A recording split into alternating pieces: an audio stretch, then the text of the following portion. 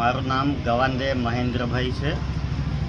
આપણા ડાંગમાં આહવામાં ઘણા જ વિકાસ થઈ ગયા છે અને વિકાસમાં આપણો મેઇન રોડ બનેલો છે એ ખૂબ જ સરસ બાબત છે, પણ મેઇન રોડ ચીકણો હોવાથી લોકો ગાડીઓ રોજ 2-3 ગાડીઓ સ્લીપ ખાઈને પડે છે અને એક્સિડન્ટ થાય છે। ગઈકાલે તો એવું થયું કે પેલા નિર્દોષ તગાટીબેન રસ્તા પર ઊભા હતા અને એક ગાડી સ્લીપ ખાઈને એમના પગને વાગ્યું અને પગ ફ્રેક્ચર થઈ ગયો। એટલે રોજ ઘણા જ એક્સિડન્ટ થાય છે, તો આના પર ડાંબરની લેયર કરવામાં આવે તો સ્લીપ થતી ગાડીઓ બંધ થાય, એટલે કે આનો રસ્તો કાઢવામાં આવે એવી મારી નમ્ર વિનંતી। રસ્તો બન્યો એક સારી વાત છે, ગામનો વિકાસ થયો છે, પણ રસ્તો એટલો બધો ચીકણો છે કે હવે એક્સિડન્ટ વધારે પડતા થતા છે। એના માટે થોડુંક તકેદારી લઈ તો સારામાં સારી વાત છે। મારું નામ સુરેશભાઈ છે, આહવાના રહેવાસી છે।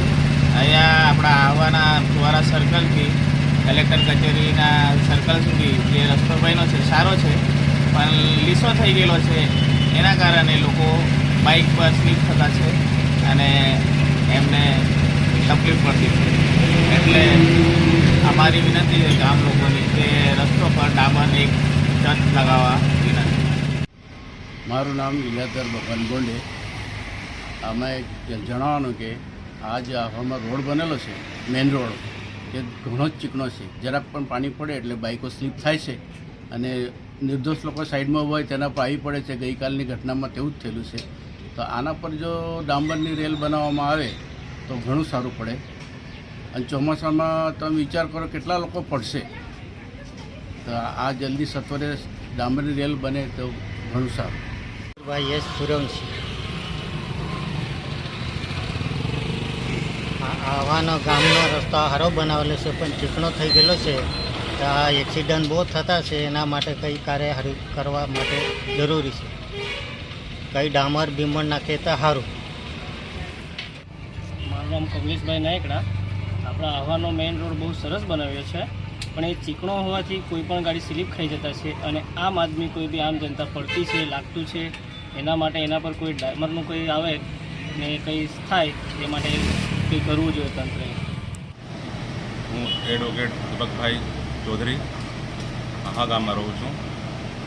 હમણાં જે આહવા ગામમાં રસ્તો બન્યો છે સીસી રસ્તો, એ સીસી રસ્તાનું કામ ચાલુ વિકાસનું કામ થયું છે, પરંતુ જે રસ્તો બન્યો છે એ ચીકણો વધારે છે, લપસિયા છે, જે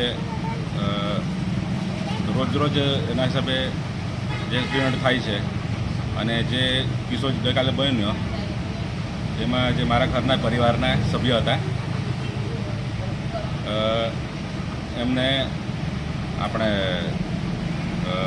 પોસ્ટ ઓફિસ સામે બાઇક પેલા જુવાનિયા બાઇક હકારે આવતા એમને એક્સિડન્ટ થયું, એ પડી જતા એમને પગમાં ફ્રેક્ચર થયું, તો એમની જવાબદારી કોની? એ જવાબદારી